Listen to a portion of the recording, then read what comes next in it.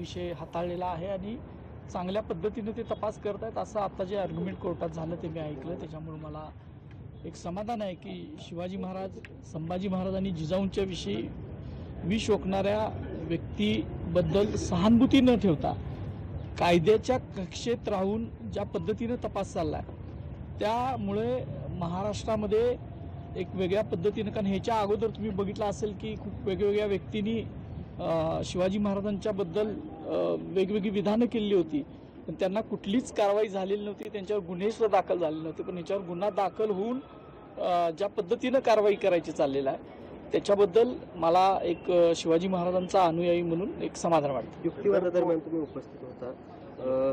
असीम सरोदे युक्तिवाद करत असताना आरोपीच्या वकिलांनी थेट माईक बंद करा अशा पद्धतीचं वक्तव्य केलं. त्यांच्याकडं डिफेन्सला काही नसल्यामुळं त्यांनी आमचे आदरणीय असीम सरोदे सर वकील जे आहेत त्यांचा ते ऑनलाईन होते, त्यांचा माईकच म्यूट करा अशा पद्धतीनं थोडंसं बोलायचा प्रयत्न केला. असीम सरोदे सरांनी त्यावेळेला सांगितलं की तुम्हाला सगळ्या महाराष्ट्राचाच आवाज बंद करायचा आहे का, आणि या गोष्टीची दखल सुद्धा माननीय न्यायालयानं घेतली असेल असं वाटतं की त्यांच्यासमोर हे सगळं घडलेलं आहे. याद्वारे आवाज मॉर्फ केलाय असं देखील युक्तिवाद त्या ठिकाणी केला जातोय. अजूनही कसं बघताय या सगळ्याकडे?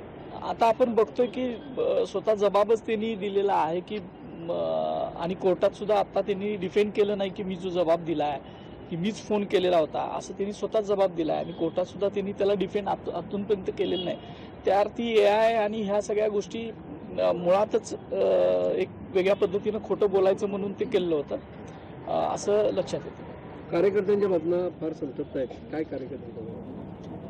कार्यकर्त्यांच्या भावना संतप्त असणं साहजिक आहे, कारण शिवाजी महाराजांच्याबद्दल ज्या खालच्या थरावर जाऊन बोललेलं आहे त्याच्याबद्दल सगळा महाराष्ट्र, सगळ्या देशभरातल्या शिवभक्तांच्या भावना, सच्च्या शिवाजी महाराजांच्या अनुयायांच्या भावना या संतप्त असणं साहजिक आहे.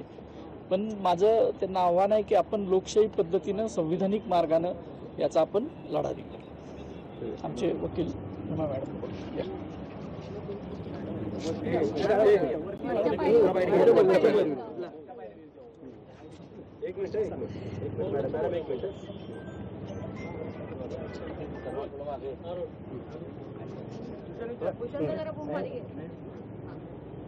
मराठी मॅडम, आज युक्तिवादादरम्यान 5 दिवसाच्या पोलीस कोठडीची मागणी पुन्हा एकदा पोलिसांकडून झालेली होती.